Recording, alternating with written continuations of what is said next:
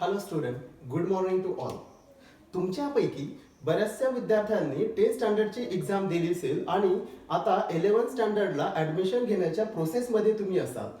पण तुमच्या मनामध्ये असा प्रश्न येत असेल की 11th स्टँडर्डला ॲडमिशन तर घ्यायची आहे, पण 11th स्टँडर्डला नेमकं काय आहे, कोणते सब्जेक्ट असतात, ओके, त्याचा आपल्यासाठी फायदा काय, ह्या सर्व गोष्टी तुमच्या मनामध्ये असतील. तसेच या लॉकडाऊनमध्ये जो तुमच्याकडे वेळ आहे, हा वेळ तुम्ही त्या सब्जेक्टच्या नॉलेज मिळवण्यासाठी किंवा सब्जेक्टचं नॉलेज आपल्याला घेण्यासाठी आपण त्याचा फायदा कसा करून घेऊ शकतो.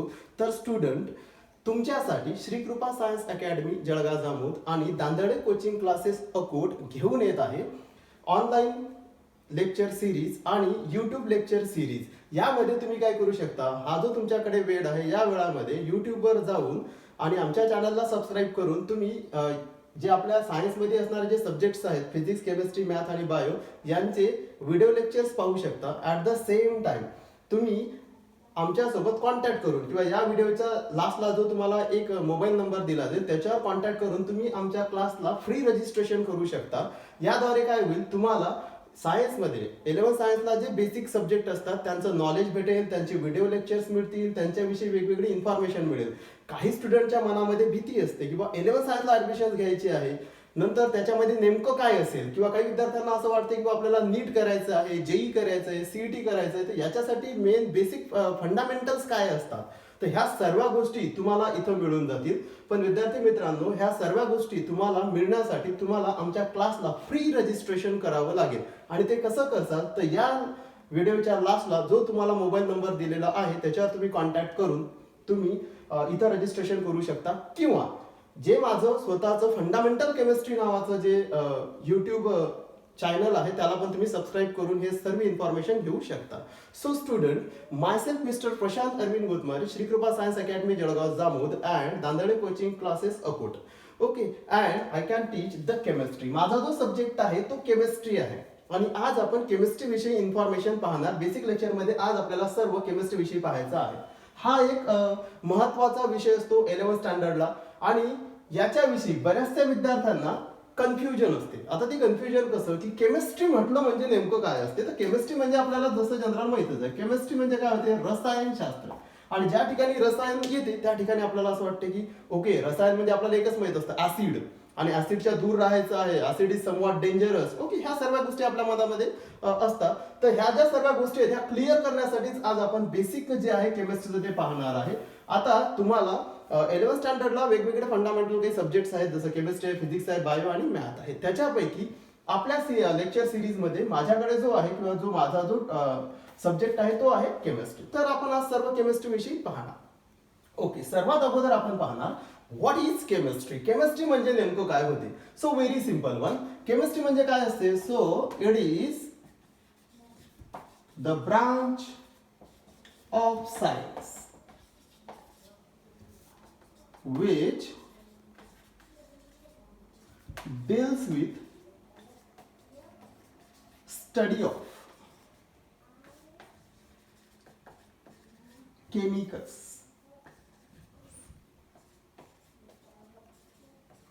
which are present within us and around us. Okay, very simple definition. काय म्हणते, what is chemistry. Chemistry is the one of the fundamental branch आहे ही. आणि हा काय म्हणतो, केमिस्ट्री म्हणजे नेमकं काय. केमिस्ट्री म्हणजे रसायनशास्त्र होते. नेमकी त्याची डेफिनेशन काय आहे, it is the branch of science.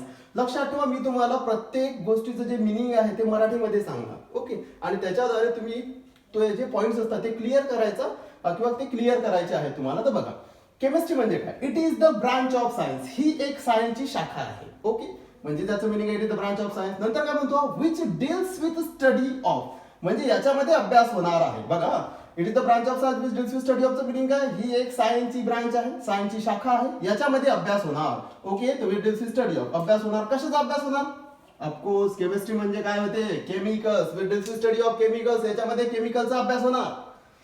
पण केमिकलचा अभ्यास होणार, तर मग केमिकल्स असतात कुठे, कोणते केमिकल्स, कसे आहेत, कुठे आहेत, काही प्रश्न आला तर हा म्हणतो which deals with study of chemicals which are present. असे केमिकल्स की जे प्रेझेंट आहेत, कुठे प्रेझेंट आहेत, within us and around us. याचा अर्थ होतो की ही एक सायन्सची ब्रांच आहे ज्याच्यामध्ये केमिकलचा अभ्यास होणार आहे. केमिकल्स आणि ते कोणते केमिकल्स आहेत तर असे केमिकल्स की जे आपल्या बॉडीमध्ये आहेत किंवा आपल्यामध्ये आहेत आणि आपल्या आजूबाजूला आहेत. नेमका पुन्हा प्रश्न आला की केमिकल जे आपल्यामध्ये आहेत नेमके कोणते केमिकल्स आपल्यामध्ये आहेत की ज्याचा अभ्यास आपण केमिस्ट्रीमध्ये करणार आहे. कारण केमिस्ट्रीची डेफिनेशन काय सांगते की अशा केमिकलचा अभ्यास करायचा आहे आपल्याला केमिस्ट्रीमध्ये की जे केमिकल्स आपल्या बॉडीत आहेत आणि आपल्या आजूबाजूला आहेत सराउंडिंग मध्ये.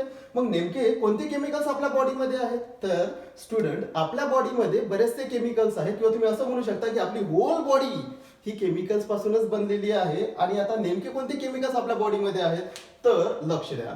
सर्वात महत्वाचं आपलं ब्लड. आपलं ब्लड जे आहे ना हे केमिकल कंपोनंटच आहे. आता मी ब्लड काढून नाही दाखवू शकत तुम्हाला पण हे जे ब्लड असते आपल्या बॉडीमध्ये हे केमिकल्स पासूनच बनलेलं आहे. फॉर एक्झाम्पल सांगतो ना सर्वांना माहिती आहे आपल्या ब्लडचा कलर कोणता आहे रेड. ओके रेड कलर आहे. आणि आपण जर म्हटलं की ब्लड रेड आहे बरं तुम्ही म्हणसाल का बरं रेड आहे तर आपण म्हणणार नाही ते पहिल्यापासून आहे आम्हाला तर माहितच नाही का बरं रेड आहे. तर स्टुडंट हे लक्षात ठेवा आपलं ब्लड रेड आहे कारण याच्यामध्ये एक महत्वाचा कंपोनंट आहे कोणता फेरस. आणि तो फेरस काय करतो याला रेड कलर देण्यासाठी रिस्पॉन्सिबल असतो. हे लक्षात ठेवायचं तुम्ही. नंतर पहा म्हणजे ब्लड मध्ये फेरस आहे आणि फेरस काय फेरस म्हणजे लोखंड. लोखंड म्हणजे आपल्याकडच्या सळया नाही हा. लोखंड हे सोल्युबल फॉर्म मध्ये इथं प्रेझेंट असते त्याच्यामुळे कलर काय होतो रेड. म्हणजे ब्लड मध्ये काय आहे ferrous. Ferrous is one of the chemical. Okay त्याच्यानंतर आणखी काय सांगू शकता आणखी सांगू शकता आपले हेअर्स. ओके हेअर्स काय आहेत हेअर्स हे एक प्रकारचे प्रोटीन्स आहेत. आता प्रोटीन्स काय असतात आपले हेअर जर प्रोटीन्स आहेत तर नेमकं प्रोटीन्स काय प्रोटीन्स हे कशापासून बनतात अमायनो ऍसिड. बघा अमायनो ऍसिड आला. Amino acid is the chemical म्हणजे प्रोटीन्स हे काय केमिकल्स आणि प्रोटीन्स हे केमिकल आहेत. आपले हेअर्स हे कशापासून बनलेले आहेत केमिकल्स पासून. आणि या केमिकलचा अभ्यास कशामध्ये होणार केमिस्ट्रीमध्ये. त्याच्यानंतर आणखी तुम्ही बरेचसे एक्झाम्पल सांगू शकता बोन्स आहेत कॅल्शियम पासून बनलेले आहेत. कॅल्शियम हे केमिकल्स आहे म्हणजे आपल्या बोन्स हे केमिकल पासून बनलेले आहेत. स्किन आपल्या केमिकल्स पासून बनलेले. नंतर आपले जे अश्रू असतात किंवा आपण रडल्यानंतर की आपल्याला माहिती आहे एखाद्या वेळेस ज्या कंडिशन्स येतात आपण रडतो आणि अश्रू येतात ते पण काय आहे chemical NaCl plus water combination आहे. NaCl काय मीठ आणि पाण्याचं कॉम्बिनेशन आहे. ओके ह्या बऱ्याचशा गोष्टी आहेत ओके की ज्या कशापासून बनलेल्या आहेत बॉडी मधल्या केमिकल्स पासून बनलेल्या आहेत. सर्वात महत्वाचा फॅक्टर जो तुम्ही 10th स्टँडर्डला शिकता तो म्हणजे काय DNA RNA. हे शब्द पाहता तुम्ही बायोमध्ये DNA. ऍक्च्युली डीएनएचा लॉंग फॉर्म काय deoxy ribose nucleic acid. Okay deoxy ribose nucleic acid म्हणतो तो. A for acid. ऍसिड म्हणजे काय it is one of the chemical. लक्षात ठेवा DNA हे केमिकल आहे. नंतर RNA काय RNA इज ऑल्सो केमिकल. RNAचा लॉंग फॉर्मच काय सांगतो बघा ribose nucleic acid. Acid ribose nucleic acid. Ribose आणि न्यूक्लिक ऍसिड असल्यामुळे याचं मिनिंग काय आहे DNA आणि RNA हे दोन्ही काय केमिकल्स आहेत. म्हणजे आपले जे जेनेटिक मटेरियल जे म्हणतो आपण DNA वगैरे ते पण काय केमिकल्स आहेत. म्हणजे बघा DNA RNA फेरस आपलं जे ब्लड आहे प्रोटीन्स असतील आपल्या बॉडीमध्ये विटॅमिन्स असतात फॅट्स असतात. ह्या सर्व गोष्टी काय आहेत ह्या सर्व केमिकल्स मध्ये येतात. आणि या बॉडी मधल्या सर्व केमिकलचा अभ्यास ज्याच्यामध्ये होतो त्याला काय म्हणतात केमिस्ट्री. पण हे केमिकल्स कोणते पाहिले आपण विदिनस. आता नेक्स्ट आहे the chemicals which are present around us. आता आपल्या आजूबाजूला कोणते केमिकल्स प्रेझेंट आहेत तर स्टुडंट जे आपल्या आजूबाजूला मॅक्झिमम ज्या गोष्टी आहेत त्या सर्व केमिकल्स पासूनच बनलेल्या आहेत. फॉर एक्झाम्पल पेन आहे प्लास्टिक पासून बनला असेल. प्लास्टिक पासून बनला असेल ते प्लास्टिक काय इट इज केमिकल. हे पण केमिकलच आहे लक्षात ठेवा. आपल्या आजूबाजूला तुम्हाला वॉटर दिसत असेल वॉटर ही काय फॉर्म्युला माहिती आहे आपल्याला तसा 10th स्टँडर्ड पर्यंत शिकतात तुम्ही H2O. हे पण काय केमिकल्स आहे आजूबाजूचे सांगत आहे लक्षात ठेवा. बॉडीमध्ये पण असते H2O it is also present in the body. बॉडीमध्ये पण आपल्या प्रेझेंट आहे आजूबाजूला पण प्रेझेंट आहे केमिकल आहे. नेक्स्ट तुम्ही काय काय सांगू शकता की जे आजूबाजूला आहे बघा ऑक्सिजन घेता की नाही ओके. नंतर कार्बन डायऑक्साईड जो आपण देतो किंवा आपल्याला माहिती आहे प्लांट हा फोटोसिंथेसिससाठी वापरते. त्याच्यानंतर जेवढे गॅसेस आहेत हे सर्व कशामध्ये येतात केमिकल्स मध्ये येतात. नंतर अर्थ जे आपण जमीन वगैरे म्हणतो सॉइल म्हणतो याचे जे घटक आहेत ते काय त्याच्यामध्ये काय सर्व केमिकल्स आहेत. त्याच्यामध्ये नायट्रोजन असतो. नायट्रोजन कशासाठी रिस्पॉन्सिबल असते जे जमिनीमध्ये जे आपण पिकं घेतो त्याला वाढीसाठी जे पूरक असते. म्हणजे हे केमिकल्स आहेत जे आपल्या आजूबाजूला आहेत.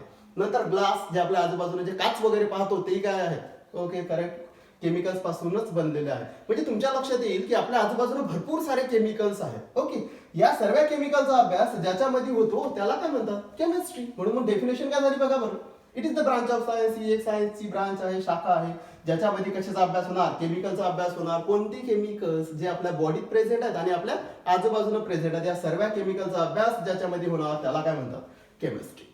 तर ऍक्च्युली काय असतं की या केमिस्ट्रीच्या डेफिनेशन्स तुम्हाला वेगवेगळ्या बुकमध्ये वेगवेगळ्या मिळतात. पण मेन एकच आहे की या सर्वांमध्ये काय असतं केमिकलचा अभ्यास होतो. काही ठिकाणी याची डेफिनेशन येते की it is the branch of science which deals with study of the matter. Okay.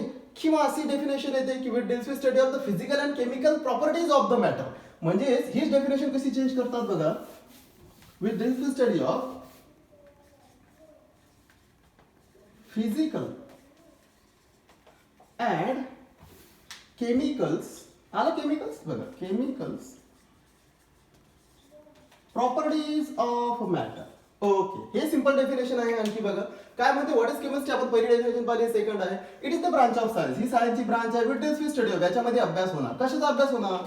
Physical and chemical properties. आता फिजिकल अँड केमिकल प्रॉपर्टीजचा अभ्यास होणार. फिजिकल प्रॉपर्टीज कोणत्या असतात बघा. फिजिकल प्रॉपर्टीज ते बॉइलिंग पॉईंट, मेल्टिंग पॉईंट वगैरे किंवा स्टेट ज्याला आपण म्हणतो. स्टेट म्हणजे काय अवस्था. सॉलिड, लिक्विड, गॅस आहे का मॅटर. नंतर त्याच्या फिजिकलचा अभ्यास होतो. केमिकल प्रॉपर्टीज तो कोणासोबत कसा बिहेव करतो. रिॲक्ट होते. आता कोणासोबत कसा रिॲक्ट होते हे कसं म्हणसाल तुम्ही. समजा मी जर घेतो पेट्रोल आणि त्याला जर लावली माहिती आहे तुम्हाला आग लावली किंवा काडी लावली तर तो एकदम पेटतो. बरं तो का पेटतो हे झाली त्याची केमिकल रिॲक्शन. त्याच्यामध्ये नेमका दुसरा कोणता प्रोडक्ट भेटते तर एखाद्या पदार्थाची केमिकल प्रॉपर्टीज. म्हणजे काय कोणताही मॅटर असेल त्याचा फिजिकल आणि केमिकलच्या प्रॉपर्टीचा जर अभ्यास होत असेल पदार्थाच्या तर त्याला काय म्हणतात. त्या ब्रांचला काय म्हणतात केमिस्ट्री. आणि मॅटर म्हणजे काय माहितीच आपल्याला. मॅटर म्हणजे काय असते. मॅटरची सांगून देतो. What is matter. प्रत्येक गोष्टीचा विचार करणार आपण लक्षात ठेवा. हा काय म्हणजे एसी ब्रांच आहे ज्याच्यामध्ये फिजिकल आणि केमिकल प्रॉपर्टीचा अभ्यास होते. आपल्याला फिजिकल आणि केमिकल प्रॉपर्टी समजलं पण कोणाचा मॅटरचा. मॅटर म्हणजे काय एनिथिंग. अशी कोणतीही गोष्ट. Anything which having mass and occupied space. Very simple one definition. What is matter? Anything which having mass and occupied space. याचा अर्थ काय अशी कोणतीही गोष्ट. मॅटर म्हणजे काय अशी कोणतीही गोष्ट की ज्याला स्वतःचं मास आहे म्हणजे वजन आहे. मला सांगा बरं हा पेन मॅटर होऊ शकतो का. होऊ शकतो ना. कसं बघा एनिथिंग विच हॅविंग मास याला स्वतःचं मास आहे. आणि हा काय म्हणजे ऑक्युपाइड स्पेस. ऑक्युपाइड स्पेस म्हणजे काय हा जागा व्यापतो. स्पेस ऑक्युपाइड स्पेसचं मिनिंग काय जागा व्यापतो. आणि मास म्हणजे त्याचं वजन. म्हणजे असा कोणताही पदार्थ की ज्याला स्वतःचं मास आहे आणि त्याला ठेवल्यानंतर तो काहीतरी जागा व्यापतो काहीतरी जागा ऑक्युपाय करतो त्याला काय म्हणतात मॅटर. मग पेन मॅटर आहे का आहे बघा. याचं स्वतःचं वजन आहे आणि याला ठेवल्यानंतर हा एवढा स्पेस ऑक्युपाय करते म्हणजे हा काय झाला मॅटर. नंतर हे बोर्ड जे तुम्हाला दिसत आहे हे मॅटर आहे का. ऑफकोर्स आहे. का बरं याचं स्वतःचं वजन आहे आणि हा काय करतो एवढी स्पेस काय करतो ऑक्युपाय करतो. बघा एवढी जागा आहे ऑक्युपाय केली म्हणजे हा काय झाला मॅटर. तुम्ही कोणते ऑब्जेक्ट द्या. सपोज फॉर एक्झाम्पल ओके माझ्याकडे ही जॉमेट्री आहे केमिस्ट्रीमध्ये जनरली यूज होते. आता हे मॅटर आहे का आहे कारण याचं स्वतःचं मास आहे आणि याला जर तुम्ही ठेवत असाल तर हा जागा काय करतो ऑक्युपाय करतो म्हणजे हा पण काय आहे हा पण मॅटर आहे. एनिथिंग अशी कोणती गोष्ट घ्या की ज्याला तुम्हाला मास मिळत असेल आणि तो जर काही जागा ऑक्युपाय करत असेल तर तो मॅटर असतो. आणि या मॅटरच्या फिजिकल आणि केमिकल प्रॉपर्टीजचा अभ्यास ज्याच्यामध्ये होतो त्याला काय म्हणतात केमिस्ट्री. आणि फिजिकल केमिकल मी सांगितलंच तुम्हाला. तर हे सर्व कशामध्ये येते केमिस्ट्रीमध्ये येते. काही ठिकाणी ही डेफिनेशन काय चेंज करतात माहिती आहे का. ही डेफिनेशन कशी असते it is the branch of science which deals with study of chemical reactions. काही ठिकाणी काय डेफिनेशन येते फक्त एवढं चेंज करतात. वेगवेगळ्या डेफिनेशन असतात वेगवेगळ्या बुक्स मध्ये. पहा काय म्हणतो it is the branch of science which deals with study of chemical reactions. आता केमिकल रिॲक्शन्स म्हणजे काय रासायनिक अभिक्रिया ज्या तुम्ही 10th स्टँडर्ड मध्ये शिकता. कार्बन ऑक्सिजन सोबत मिक्स केलं की कार्बन डायऑक्साईड निघतो. नंतर आपल्या घरात किचन रूम मध्ये जर टाईल्स बसवलेल्या असतील कोणत्या त्या जुन्या टाईल्स होत्या कॅल्शियम कार्बोनेटच्या त्या जर बसवल्या असेल त्याच्यावर जर निंबू पिळलं तर त्याच्यातून कार्बन डायऑक्साईड बाहेर निघतो. ह्या काय झाल्या केमिकल रिॲक्शन. बऱ्याचशा केमिकल रिॲक्शन जर आपण जास्त फुकटचं कुठं खाल्लं तर काय होते भंडारा वगैरे जे राहतो ना आपण जर फुकटचं कुठं खात असाल तर आपल्या पोटामध्ये आणखी ऍसिडिटीचं प्रमाण वाढते किंवा ऍसिडचं प्रमाण वाढते. तिथं प्रॉपरली ज्या रिॲक्शन्स व्हायला पाहिजे त्या होत नाहीत. पण तिथं ज्या रिॲक्शन्स असतात तेही कोणत्या असतात केमिकल रिॲक्शन्स. केमिकल रिॲक्शनचे बरेचसे एक्झाम्पल्स आहेत. तर या सर्व केमिकल रिॲक्शनचा जिथं अभ्यास होतो त्याला काय म्हणतात केमिस्ट्री. म्हणजे ही पण एक डेफिनेशन म्हणू शकता तुम्ही. It is the branch of science which deals with study of chemical reactions called as chemistry. केमिस्ट्रीच्या भरपूर साऱ्या तुम्हाला डेफिनेशन वेगवेगळ्या बुक्स मध्ये मिळतील. पण नेहमी लक्षात ठेवायचं कोणी जर विचारलं केमिस्ट्री म्हणजे काय आपण सांगायचं ज्याच्यामध्ये केमिकलचा अभ्यास होतो. आता ते केमिकल्स कशी असो कुठेही असो तर त्या केमिकलचा अभ्यास होत असेल तर त्याला तुम्ही काय म्हणायचं केमिस्ट्री. एकदम सिंपल आहे. ओके चला आपल्याला केमिस्ट्री समजलं नेमकं केमिस्ट्री कशाला म्हणतात. नेक्स्ट आता महत्वाचं काय आहे माहिती आहे का की आपण केमिस्ट्री म्हणजे आपल्याला समजलं. नेक्स्ट काय पाहू आपण की या केमिस्ट्रीचा आपल्याला काय यूज आहे का. Uses of chemistry. कारण काय आहे माहितीये का, ह्युमन टेंडन्सी आहे. काय ह्युमन टेंडन्सी? की ह्युमन काय करतो, प्रत्येक गोष्ट करत असताना स्वतःचा फायदा पाहतो. बघा तुम्ही, नाही तर एखाद्या वेळेस आपण समजा कुठं मंदिर असेल किंवा मस्जिद असेल किंवा चर्चमध्ये असेल, तिथं आपण जेव्हा एखादा जो गॉड असेल म्हणजे जो तुम्ही मानत असाल, गॉडकडे तिथं गेल्यानंतर तुम्ही काय करता, प्रार्थना करता. आणि नेमकी प्रार्थना करत असताना एक महत्वाची गोष्ट काय असते माहिती आहे का, प्रार्थना करत असताना नेहमी आपण काय म्हणतो माहिती आहे का, की आमचं भलं होऊ दे, किंवा आमच्या ज्या गोष्टी आहेत किंवा आपल्याला जी रिक्वायरमेंट असते ते आमच्या कम्प्लीट होते. पण आपल्या म्हणजे याचा अर्थ काय होते, की आपण कुठेही जाऊ, म्हणजे देवाच्या ठिकाणी प्रार्थना करत असाल किंवा कुठेही जात असाल, तर आपण नेमका आपला फायदा पाहतो. मग आता जर तुम्ही ह्युमन टेंडन्सी येते की आपण स्वतःचा फायदा पाहतो, जर मग प्रत्येक गोष्टीमध्ये आपण आपला फायदा पाहणार, तर का तुम्ही केमिस्ट्री शिकत असताना स्वतःचा फायदा पाहणार नाही? तर केमिस्ट्री शिकताना तुम्ही स्वतःचा काय पाहिला पाहिजे, फायदा पाहिला पाहिजे. केमिस्ट्री तर आम्ही शिकून राहिलो किंवा आम्ही केमिस्ट्री शिकणार, मग आमचा फायदा काय? आपला फायदा काय आहे बघा, त्याच्यासाठी काय यूज ऑफ केमिस्ट्री. काय आहे यूज ऑफ केमिस्ट्री? पहिलं बघू आपण. पहिले सर्वात अगोदर केमिस्ट्रीचा नेमका कुठे यूज होते, तर आपण काय बघू माहिती आहे का, लक्ष द्या. केमिस्ट्रीचा यूज बऱ्याचशा ठिकाणी होते. पहिला यूज बघू आपण,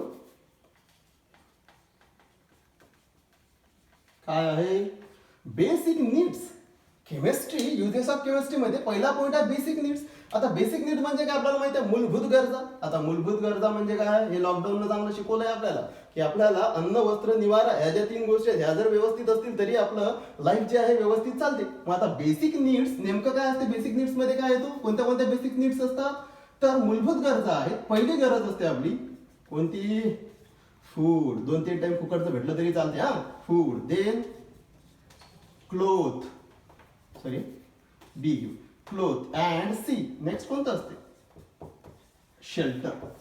आता बघा, ह्या बेसिक नीड्स आहेत, अन्न, वस्त्र, निवारा. तुम्ही असं म्हणू शकता की आपल्या बेसिक नीड, मूलभूत गरजा कोणत्या असतात, ज्या आहेत फूड, क्लोथ अँड शेल्टर, म्हणजे अन्न, वस्त्र, निवारा. ओके. आता महत्वाचं आहे ना, याच्यामध्ये केमिस्ट्री काय कामाचं येते. आपण केमिकल खातो का, म्हणजे फूड मध्ये येणार आहे, तर ऑफकोर्स आपण केमिकल खातो. लक्षात ठेवा, कोणतं फूड मध्ये केमिस्ट्री तुम्हाला कसं मदत करेल, तर फूड मध्ये केमिस्ट्री कशा पद्धतीने मदत करते बघा, थोडंसं इनडायरेक्ट मदत आहे. कशी बघा, आपल्याला माहिती आहे पॉप्युलेशन, ऑफकोर्स वर्ल्ड म्हणा किंवा इंडिया म्हणा, आपली जी पॉप्युलेशन आहे खूप जास्त आहे. आता पॉप्युलेशन खूप जास्त आहे, त्याला मिळणारं, त्याला लागणारं जे अन्न आहे किंवा त्याला जे फूड लागेल ते पण खूप जास्त क्वांटिटीत लागेल. ते जर जास्त क्वांटिटीत लागत असेल तर ते आपल्याला जास्त क्वांटिटीत त्याचं उत्पन्न झालं पाहिजे. आता फूडचं उत्पन्न जास्त क्वांटिटीत होण्यासाठी ऑफकोर्स आपल्याला माहिती आहे की आपल्याला फूड कुठून मिळणार आहे, शेतीमधून मिळणार आहे. तर तुम्ही तिथं केमिस्ट्रीचा कसा यूज करू शकता, तर लक्ष द्या, फूड मध्ये काय असते, फर्टिलायझर्स, देन पेस्टिसाइड, हर्बिसाइड. थोडक्यात सांगतो बघा, आपण काय करतो, शेतामध्ये खतं टाकतो, शेतामध्ये फवारणी करतो. फवारणी करणे म्हणजे कीटकनाशक असेल, तणनाशक असेल, या गोष्टीचा आपण काय करतो, वापर करतो. त्याच्यामुळे काय होते की आपलं शेतीमधलं जे उत्पन्न आहे, फूडचं जे उत्पन्न आहे ते वाढते. उत्पन्न जर वाढलं, म्हणजे फूडचं उत्पन्न जर वाढत असेल, तर लोकसंख्या कितीही आपली वाढत असेल तरी आपण त्यांना काय देऊ शकतो, अन्न देऊ शकतो किंवा त्यांना फूड आपण देऊ शकतो. म्हणजे याचाच अर्थ काय झाला, केमिस्ट्रीचा यूज झाला. कसा यूज झाला, फर्टिलायझर्स काय आहेत, केमिकल्स आहेत, पेस्टिसाइड्स, कीटकनाशक काय आहेत, केमिकल्स आहेत. आणि या केमिकलचा वापर करून तुम्ही काय केलं, उत्पन्न वाढवलेलं. उत्पन्न वाढवलं म्हणजे काय झालं, केमिस्ट्रीने तुम्हाला कशामध्ये मदत केली, फूड मध्ये मदत केली. Then cloth. क्लोथ म्हणजे काय, कपडे. ओके. आता या कपड्यांसाठी आपल्याला केमिस्ट्री काही मदत करते का, तर स्टुडंट हे तुम्हाला माहिती पाहिजे की क्लोथ नेमकी कशापासून बनतात. तर क्लोथ जे आहेत ना, याच्यासाठी काही नॅचरल सोर्सेस असतात, काही आर्टिफिशियल सोर्स असतात. नॅचरल सोर्स कोणते आहेत ज्याच्यापासून क्लोथ बनतात बघा बरं, माहिती आहे आपल्याला, कॉटन. ओके, कापूस. सेकंड, नेक्स्ट कोणता आहे, जे तुम्ही सांगू शकता किंवा जे तुम्हाला माहिती आहे, लक्षात ठेवा, सांगतो, सेरिकल्चर मध्ये तयार होते किंवा तुम्ही त्याला काय म्हणता, कोसल्यापासून तयार होते, रेशीम. ओके, ते पण आहे. त्याच्यानंतर तुम्हाला माहिती आहे मेंढे वगैरे जे म्हणतो आपण शिप, त्याच्यापासून काय तयार होते, उलन. तर ह्या ज्या आहेत ह्या नॅचरल सोर्सेस आहेत, की कॉटन असेल किंवा मग ऊल असेल, ह्या ज्या गोष्टी आहेत त्याच्यापासून तुम्ही नॅचरली ज्या ह्या गोष्टी यूज करून काय बनवू शकता, क्लोथ. पण पॉप्युलेशन एवढी वाढली आहे, त्यांना प्रत्येकांना क्लोथ देणे पॉसिबल होणार नाही. आणि तुम्हाला हे पण माहिती असेल की कॉटनचे जे कपडे तुम्ही घेत असाल किंवा रेशीमचे जे कपडे घेत असाल किंवा ऊलचे जे कपडे घेत असाल, तर ते महाग असतात, सर्वांना परवडण्यासारखे नाहीये. आता ते महाग आहेत, सर्वांना परवडण्यासारखे नाही आहेत, आपल्याला तर सर्वांना क्लोथ मिळाले पाहिजे. तर मग तुम्हाला केमिस्ट्री काय मदत करते, तर लक्षात ठेवा, nylon,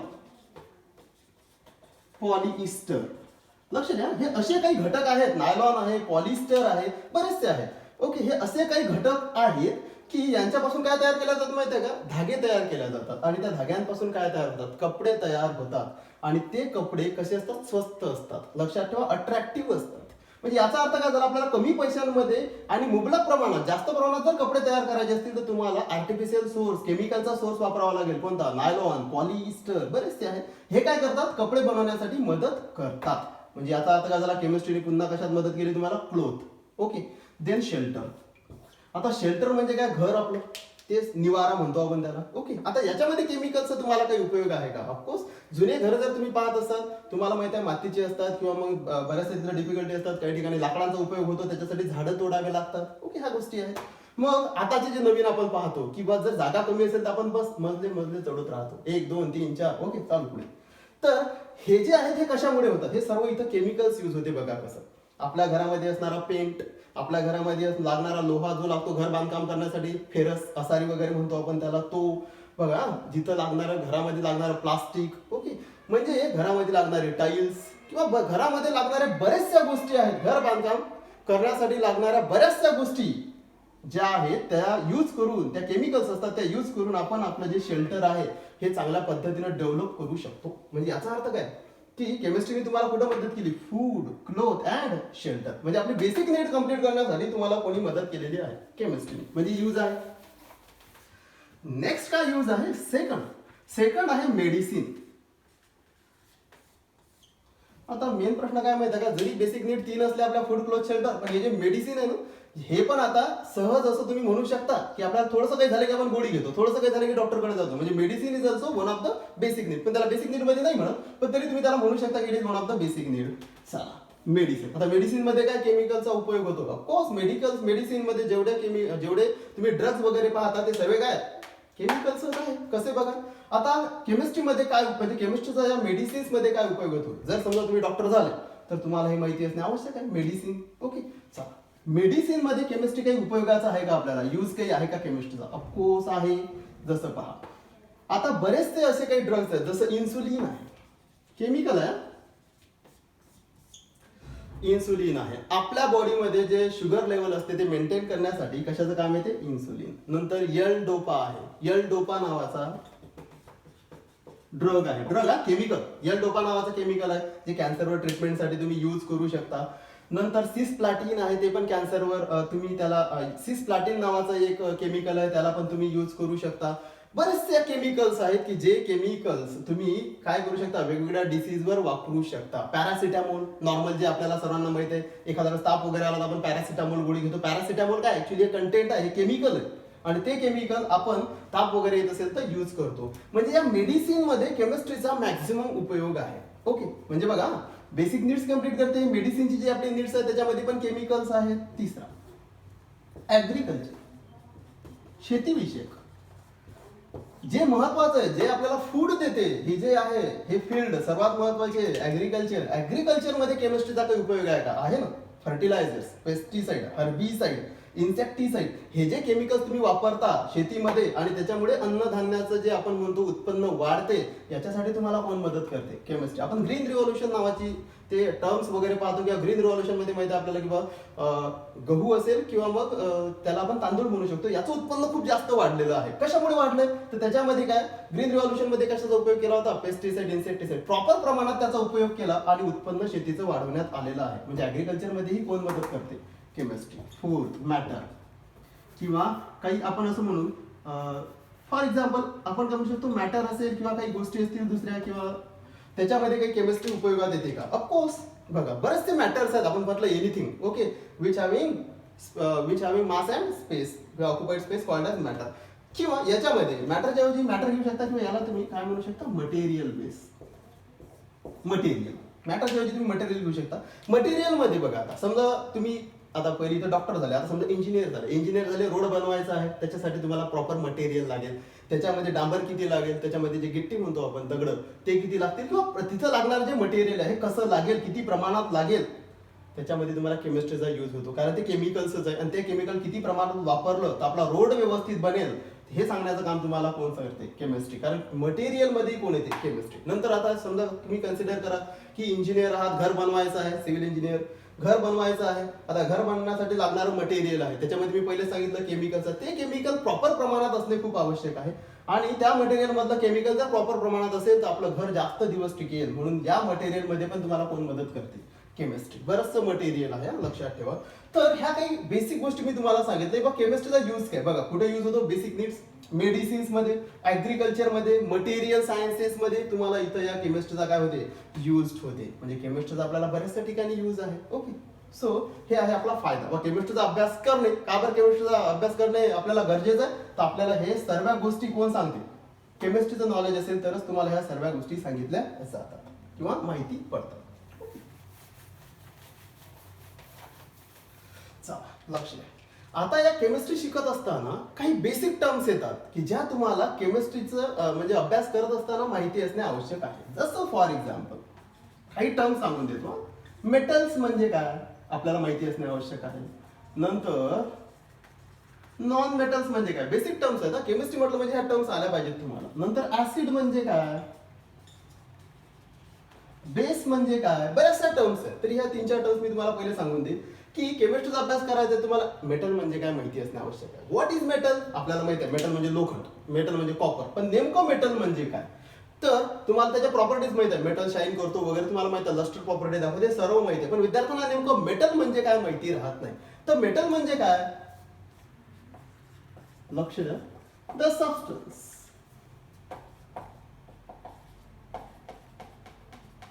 which having tendency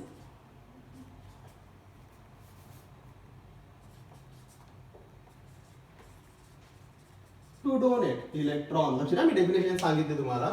metal म्हणजे काय, the substance which have tendency to donate electron called as metals. लक्षात ठेवा, असा पदार्थ की ज्या पदार्थाचं इलेक्ट्रॉन देण्याची टेंडन्सी असेल. कशी देण्याची टेंडन्सी असेल, आपण काय करतो, एखाद्या व्यक्तीकडे जातो आणि त्याला म्हणतो मला पैसे देतो का, आणि त्या व्यक्तीने जर तुम्हाला पैसे दिले, त्याचा अर्थ काय झाला, त्या व्यक्तीची काय टेंडन्सी आहे, पैसे देण्याची. असं इथं काय आहे की मेटलच्या जवळ जर तुम्ही गेले त्याला म्हणसाल की इलेक्ट्रॉन्स देतो का, तर तो म्हणतो ऑफकोर्स मी देतो, कारण त्याची टेंडन्सी आहे काय, इलेक्ट्रॉन्स देण्याची. आणि ज्याची इलेक्ट्रॉन देण्याची टेंडन्सी असते किंवा ज्याची जो इलेक्ट्रॉन देतो त्याला काय म्हणसाल तुम्ही, त्याला तुम्ही मेटल्स म्हणसाल. लक्षात ठेवा. जसं माझ्याकडे फेरस आहे आणि या फेरसला जर तुम्ही कोणत्या केमिकल्स मध्ये टाकत असाल, कोणत्या सोल्युशन मध्ये टाकत असाल, तर हा लगेच काय करतो, Fe डाय पॉझिटिव्ह मध्ये कन्वर्ट होतो. म्हणजे Fe डाय पॉझिटिव्ह याच्यावर चार्ज +2 केव्हा येईल, जेव्हा हा इलेक्ट्रॉन काय करते, स्वतःमध्ये लॉस्ट करते. ओके, हे गोष्ट तुम्हाला माहिती पाहिजे. म्हणजे जो इलेक्ट्रॉन देतो तो सरळ सरळ, जो इलेक्ट्रॉन देतो तो मेटल. आता नॉन मेटल म्हणजे काय, शॉर्टकट सांगतो. कोर्स काय बघा बरं, ऍक्सेप्ट इलेक्ट्रॉन. म्हणजे काय म्हणतात तुम्ही, डेफिनेशन कशी होईल बघा, the substance which having tendency to accept electron. म्हणजे बघा, इलेक्ट्रॉन देणारा मेटल, ते इलेक्ट्रॉन घेणारा non metal. Very simple one. जो इलेक्ट्रॉन्स देतो तो मेटल, जो इलेक्ट्रॉन्स घेतो तो कोण, नॉन मेटल. म्हणजे एकदम असं कन्फ्युज होतात विद्यार्थी, मेटल नॉन मेटल. 10व्या वर्गात पण होते. ऍसिड म्हणजे काय, बेस म्हणजे काय, सिंपल आहे. व्हॉट इज मेटल, इलेक्ट्रॉन देणारा metal. What is non metal, electrons घेणारा नॉन मेटल. ऍसिड काय, ऍसिड म्हणजे काय, शॉर्टकट सांगतो सध्याचा, डोनेट H+. जो तुम्हाला पाण्यात टाकल्यानंतर H+ देऊन देईल. म्हणजे बघा, माझ्याकडे HCl आहे, मी कशात टाकतो, त्याला पाण्यात टाकतो. जसं मी या HCl हायड्रोक्लोरिक ऍसिडला पाण्यात टाकलं, तसं मला याने काय दिला, H पॉझिटिव्ह दिला. आणि जो पदार्थ H पॉझिटिव्ह देतो तो कोण असेल, ऍसिड असेल. नंतर बेस म्हणजे काय, डोनेट OH निगेटिव्ह. म्हणजे याचा पुन्हा अर्थ काय झाला माहितीये का, बेस म्हणजे काय, जो पदार्थ पाण्यात टाकल्यानंतर तुम्हाला OH निगेटिव्ह देऊन देईल त्याला काय म्हणतात, बेस म्हणतात. कसं बरं, हा NaOH आहे, NaOH नावाचा एक पदार्थ आहे, सोडियम हायड्रॉक्साईड म्हणतात त्याला. मी जर याला पाण्यात टाकलं तर हा मला काय देतो, OH निगेटिव्ह देतो. त्याला काय म्हणतात, बेस. बघा, शॉर्टकट मध्ये सर्व गोष्टी जर तुमच्या लक्षात असतील ना, तर तुम्हाला इझी, केमिस्ट्री एकदम इझी जाते. आणि केमिस्ट्री इझी सब्जेक्ट आहे. कसा व्हॉट इज मेटल म्हटलं कोणी, काय सांगतात, what is metal, having tendency to donate electron. जो इलेक्ट्रॉन देईल तो metal. What is non metal, जो इलेक्ट्रॉन ऍक्सेप्ट करेल, जो इलेक्ट्रॉन घेईल, non metal. What is acid, जो तुम्हाला H+ देईल, ऍसिड. व्हॉट इज बेस, जो तुम्हाला OH- देईल, काय, बेस. नंतर नेक्स्ट डेफिनेशन असते नेक्स्ट आहे मेन. ही पण माहिती पाहिजे तुम्हाला, व्हॉट इज ऍटम. हे तर सर्वात अगोदर डेफिनेशन माहित पाहिजे तुम्हाला, what is atom. Basic definitions आहेत. ऍटम म्हणजे काय, द स्मॉलेस्ट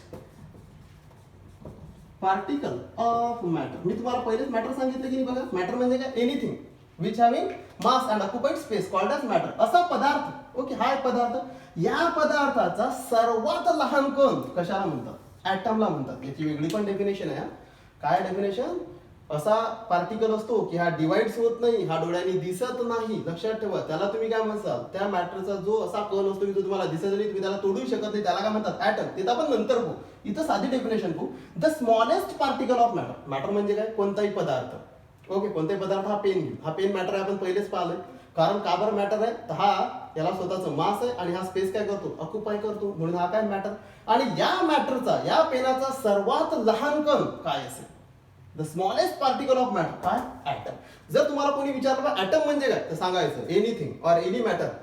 कोणताही जर पदार्थ असेल, कोणताही मॅटर असेल, तर त्याचा सर्वात लहान कण त्याला तुम्ही काय म्हणसाल? ऍटम म्हणसाल. So it is the simple definitions of metal, non metal, acid, base, atom. याच्यामध्ये तुम्ही काय शिकत आहात पहा. तुम्ही जनरली सब्जेक्ट शिकत असताना कोणतंही एकदम असं टेन्शन घेऊन शिकायचं नाही. एकदम सिंपल असते ते. फक्त तुम्हाला की आता काय असते, बुकमध्ये ते एकदम कॉम्प्लिकेटेड फॉर्म मध्ये तुम्हाला दिल्या जाऊ शकते, पण आपल्या इन्स्टिट्यूटमध्ये ते एकदम तुम्हाला सिंपल लँग्वेजमध्ये सांगितलं जाईल. जसं पहा, मी इथं तुम्हाला काही सिंपल डेफिनेशन सांगितलं. ह्या डेफिनेशन तुम्हाला ऑलरेडी 10th स्टँडर्डला माहिती आहे, पण तिथं तुम्हाला कॉम्प्लिकेटेड फॉर्म मध्ये माहिती असतील, असे माहिती असेल ते सिंपल मध्ये. पण आपण त्याला सिम्प्लिफाईड करून सांगितलं. जर कोणी विचारलं मेटल, सांगा इलेक्ट्रॉन देतो. नॉन मेटल, इलेक्ट्रॉन ऍक्सेप्ट करतो. ऍसिड H+ देतो. बेस OH देतो. ऍटम लहान कण आहे. कशाचा? कोणीही पदार्थाचा लहान कण म्हणजे काय? Atom. The smallest particle of matter called as atom. अशा बऱ्याचशा डेफिनेशन्स आणि बऱ्याचशा गोष्टी, बेसिक गोष्टी आपल्याला इथं फंडामेंटल जे आपलं चॅनल आहे याच्यामध्ये बघायच्या आहे. तर स्टुडंट, याच्यानंतर जेव्हा तुम्हाला बाकीचे जे काही लेक्चर्स लागत असतील, याच्यासाठी मी तुम्हाला पुन्हा रिपीट करतो की ह्या बेसिक गोष्टी तुम्हाला माहिती करून घ्यायच्या असतील, तर तुम्हाला सर्वात पहिले सबस्क्रिप्शन किंवा जे आपण म्हणतो की या गोष्टी तुम्हाला सर्वात माहिती करून घेण्याच्यासाठी तुम्हाला आमचे जे चॅनल आहे याला सबस्क्राईब करावं लागेल. आणि आता या लेक्चरच्या लास्टला जो तुम्हाला नंबर दिला जाईल त्याच्यावर तुम्ही रजिस्ट्रेशन करा. Okay, thanks.